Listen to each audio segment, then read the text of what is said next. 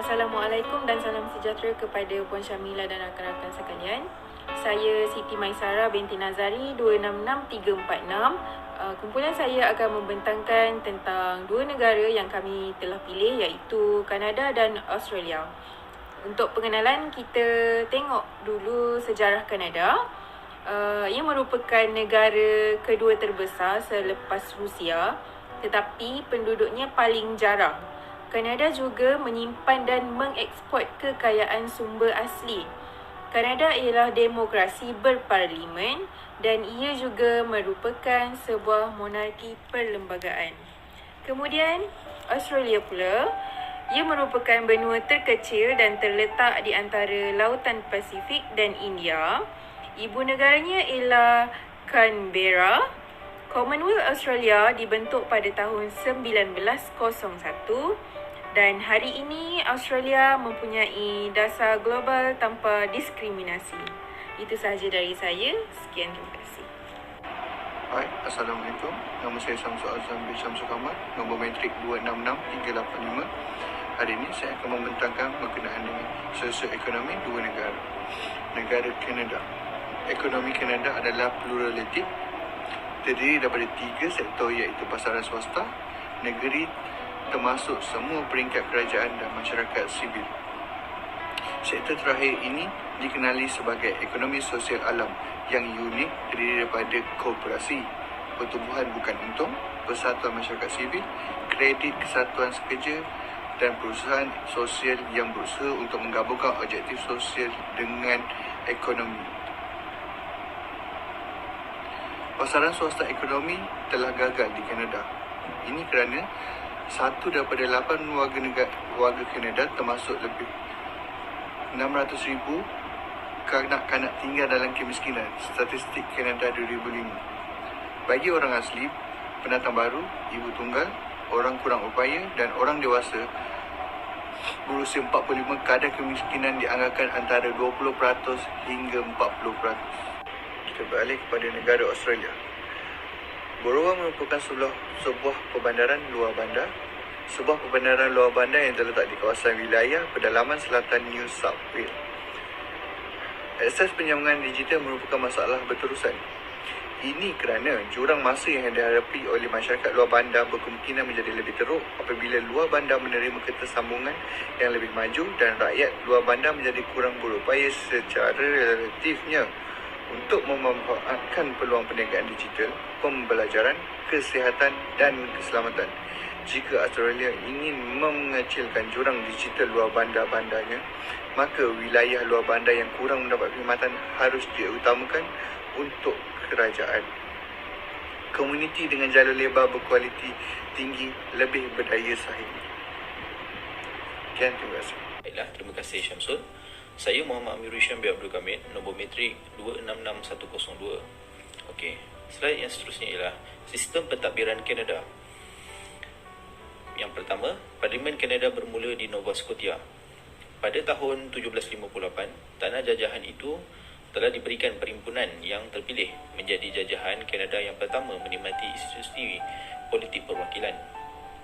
Yang kedua, setiap daripada koloni maritim ditadbir oleh Kabinet British dan Majlis Eksekutif yang dilantik. British adalah Majlis Eksekutif yang dilantik. Dewan Atasan dipanggil Majlis Perundangan telah diperkenalkan sebagai badan perundangan yang berbeza di New Brunswick pada tahun 1832 dan di Nova Scotia pada tahun 1838. Yang ketiga ialah Kanada merupakan sebuah monarki berperlembagaan. Kanada juga merupakan sebuah monarki berperlembagaan di mana kuasa eksekutifnya terletak hak secara rasmi kepada ratu melalui perlembagaan. Setiap tindakan kerajaan dijalankan atas nama mahkota, tetapi kuasa untuk tindakan tersebut mengalir daripada rakyat Kanada. Okey, selamat sejahtera. Nama saya Jack Benedict Bahang, nombor metrik 265940. Okey, saya akan menerangkan berkenaan dengan sistem pentadbiran Australia. Seperti yang kita tahu, Australia ialah persekutuan bagi 6 negeri yang bersama 2 wilayah pemerintahannya sendiri. Selain itu, Australia juga mempunyai perlembagaan sendiri, parlimen sendiri, kerajaan dan juga undang-undang sendiri. Di sini lembaran maklumat ini lebih mengenai kerajaan negara ataupun kerajaan pusat yang biasa dipanggil kerajaan persekutuan, kerajaan Commonwealth dan juga kerajaan Astoria. Okey, kita bincang berkenaan dengan parlimen. Di Astoria, bagi parlimen, ianya terdiri daripada ratu dan ia diwakili oleh Governor General dan juga dua dewan, iaitu Dewan Perwakilan dan juga Dewan Negara. Okey, bagi fungsinya pula, fungsi parlimen di bawah sistem Astoria iaitu menyediakan daripada keahliannya ahli-ahli kerajaan eksekutif. Sekian. Terima kasih. Assalamualaikum. Saya Latifah binti Saad, nombor matrik 265973. Bahagian saya adalah berkaitan isu yang memberikan kesan terhadap negara Kanada, iaitu berkaitan pencemaran udara, pemandu dan kesan. Yang pertama adalah pencemaran udara menjejaskan kesihatan alam sekitar, bangunan, struktur dan ekonomi warga Kanada. Masalah pencemaran ini terdapat dua, iaitu smog dan hujan asid. Perkara ini terjadi disebabkan interaksi antara pelbagai bahan pencemar yang dilepaskan ke atmosfera melalui aktiviti manusia. Yang kedua adalah puncanya bergantung kepada bahan api sebagai contoh, pengangkutan dan juga proses perindustrian. Pencemaran udara daripada sumber manusia berasaskan karbon seperti utiliti elektrik, peralatan mudah alih dan juga pengangkutan. Yang ketiga adalah kesan kesihatan boleh mengenakan kos ekonomi kehilangan produktiviti, tinggi kos rawatan, penurunan kualiti hidup.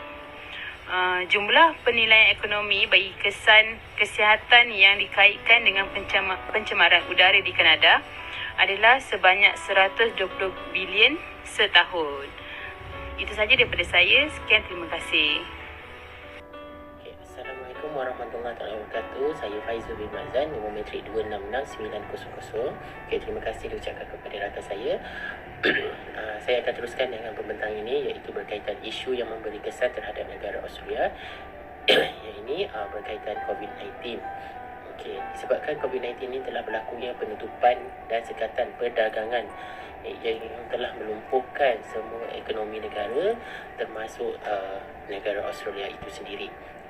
Yang kedua, isu dia ialah kerajaan Commonwealth memperkenalkan JobKeeper untuk meningkatkan aliran tunai majikan bagi membantu pekerja, iaitu waktu pekerja menjalankan melaksanakan kerja harian.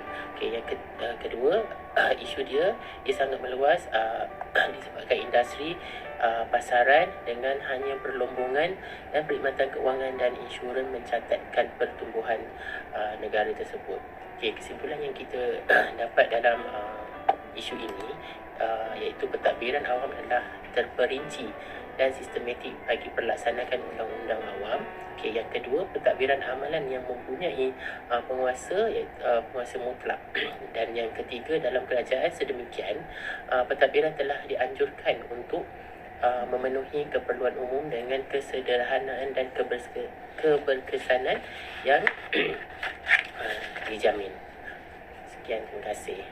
Sebenarnya pentadbiran awam adalah terperinci dan sistematik bagi pelaksanaan undang-undang awam. Setiap aplikasi khusus umum undang-undang adalah tindak pentadbiran kerajaan-kerajaan tersebut. Kini mendahului dan pentadbir amalan mempunyai penguasa masih mutlak, tetapi juga dia makrifatkan apabila zaman moden penerangan politik itu datang, di mana telah terbukti kepada semua orang kecuali orang buta bahawa Governor adalah prop dahulu, hanya hamba yang diperintah. Dalam kerajaan sedemikian, pentadbiran telah dianjurkan untuk memenuhi keperluan umum dengan kesederhanaan dan keberkesanan yang dijamin.